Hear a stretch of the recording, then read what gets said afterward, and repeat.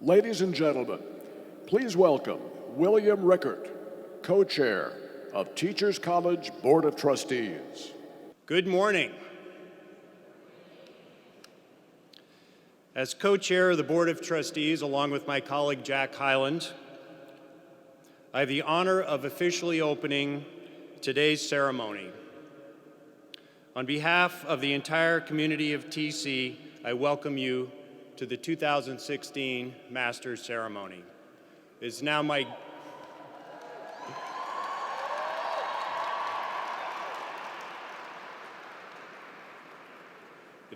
great pleasure to introduce the President of Teachers College, Susan H. Fuhrman.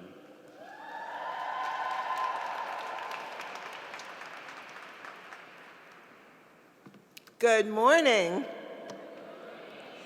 Welcome to a most joyous occasion as we honor the talented women and men who have already achieved so much and are just getting started. I give you the 2016 Master's graduates of Teachers College.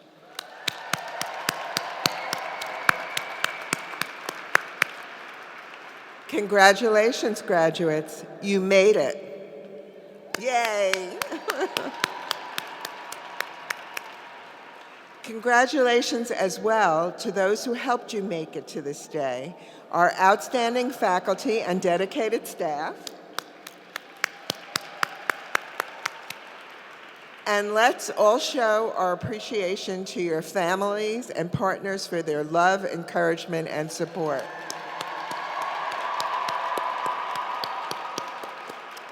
Graduates, you now join the ranks of our 90,000 alumni who are leaders in education, psychology, and health. Like them, you now have great power. You have the power to transform the learning and caring environments where you work. You have the power to advocate for enlightened public policy. You have the power to promote educational opportunity and overall well-being for everyone, including the most marginalized and vulnerable fellow human beings.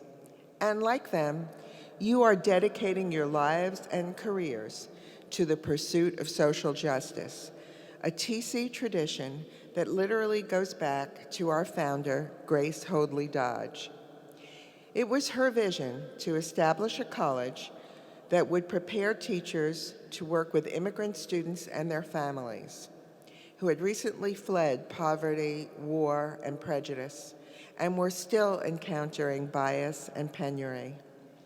It was also Grace Dodge's brilliance to recognize the need for a new kind of educator, one with the skills, cultural understanding, and self-awareness to understand and relate to immigrants' educational, health, and psychological needs.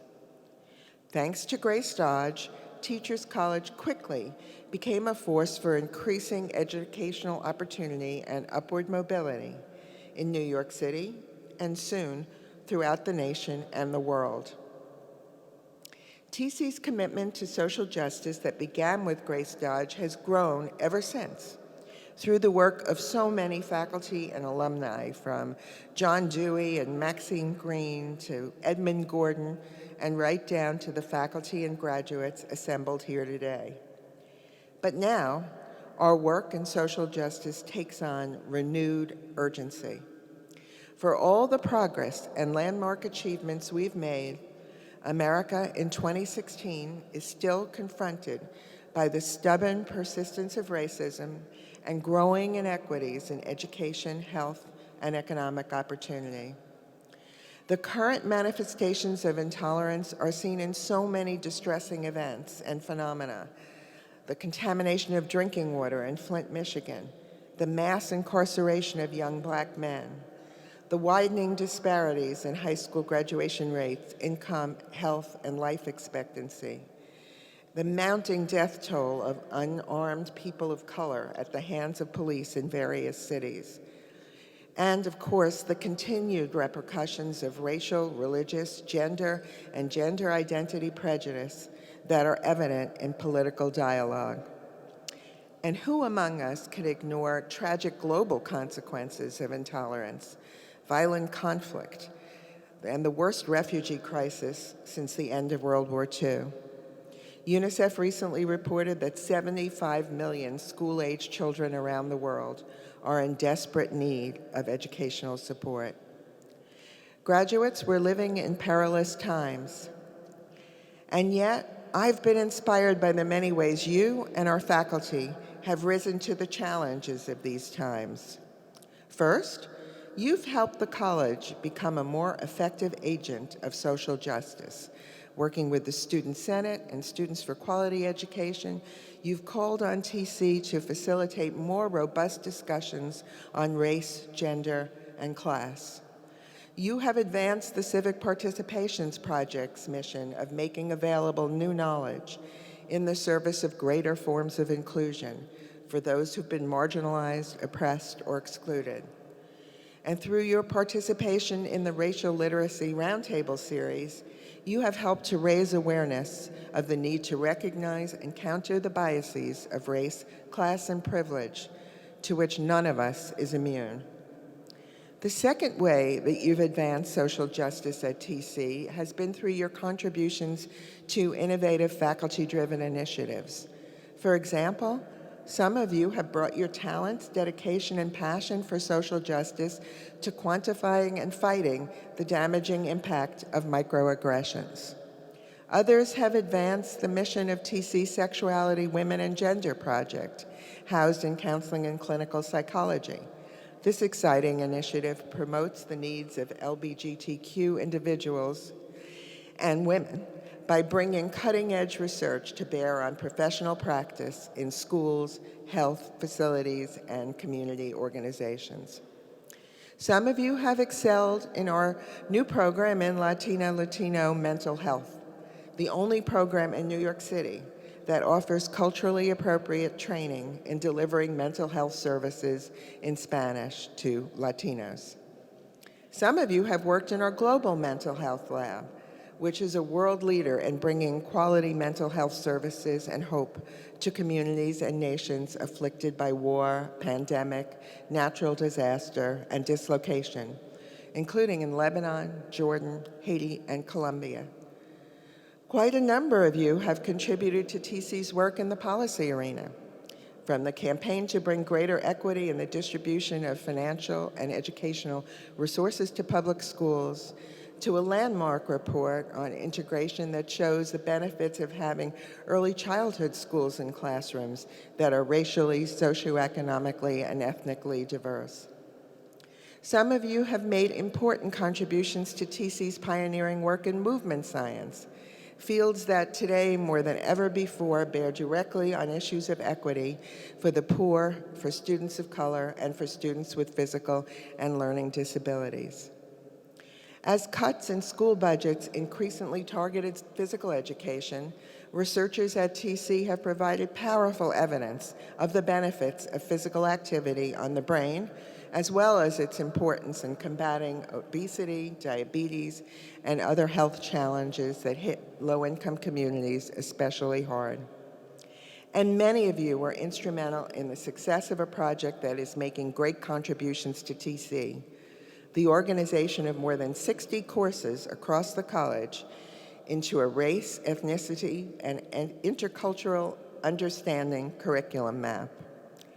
This historic undertaking will have significant impact on TC's ability to prepare students across the entire college to become future leaders in understanding and solving the great challenges related to race and diversity.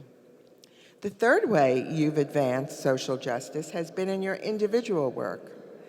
Take Allison Desir. As a child, Allison was so active that her parents said she had powdered feet, a Haitian Creole expression for someone who was always on the move.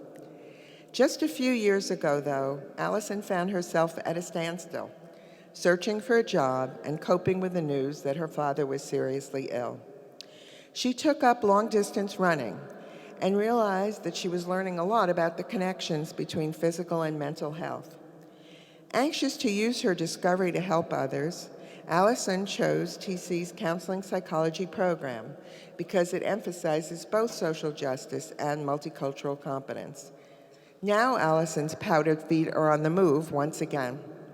2 years ago, she started Harlem Run, a running club that brings together people in an often underserved community to exercise and, in a small way, change the world.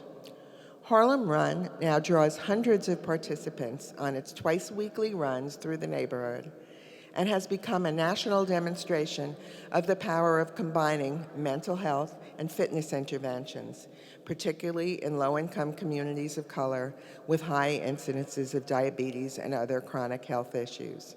Allison, thank you for setting the pace.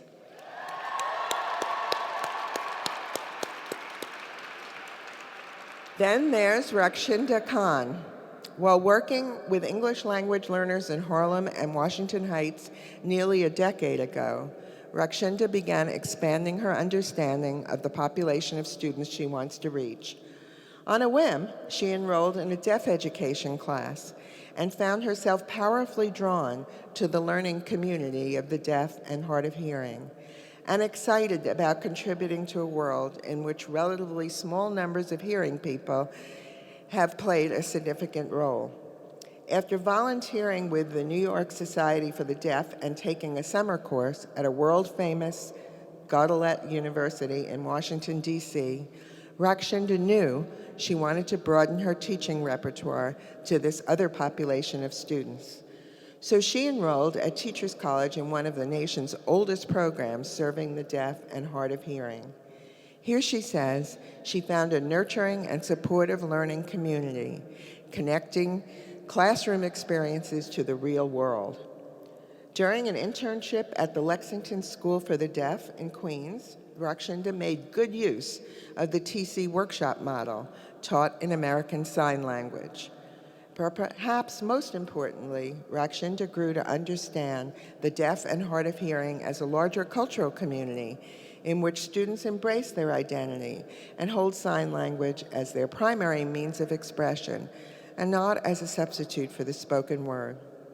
She has observed the deaf community has great pride in their language, but they have been underserved in their learning. Rakshinda, keep spreading the word. We're all listening.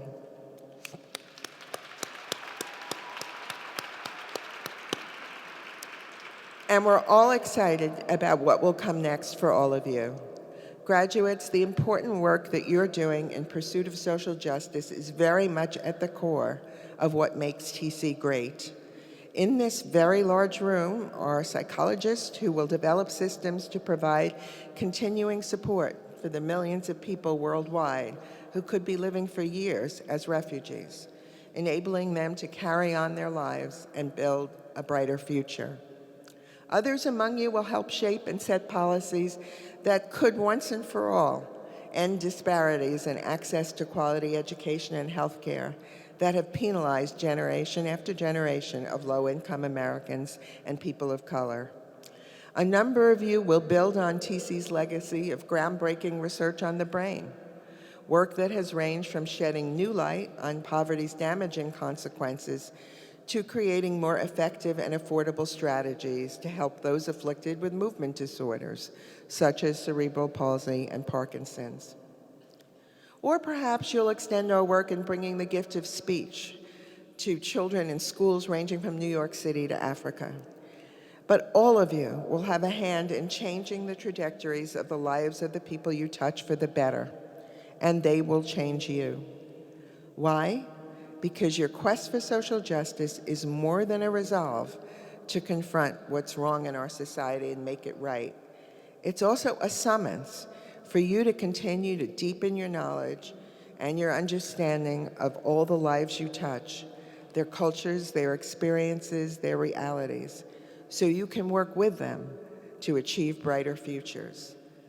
The challenges confronting our society remain as daunting as ever, but my faculty colleagues and I are optimistic about the future because we have taken the full measure of your talents, integrity, and fitness to become the leading thinkers, advocates, professionals, and scholars. We're confident that individually and collectively, you will make the greatest possible difference in the world. This is your time. keep bright the chain of social justice that started for all of us at TC's founding. Congratulations.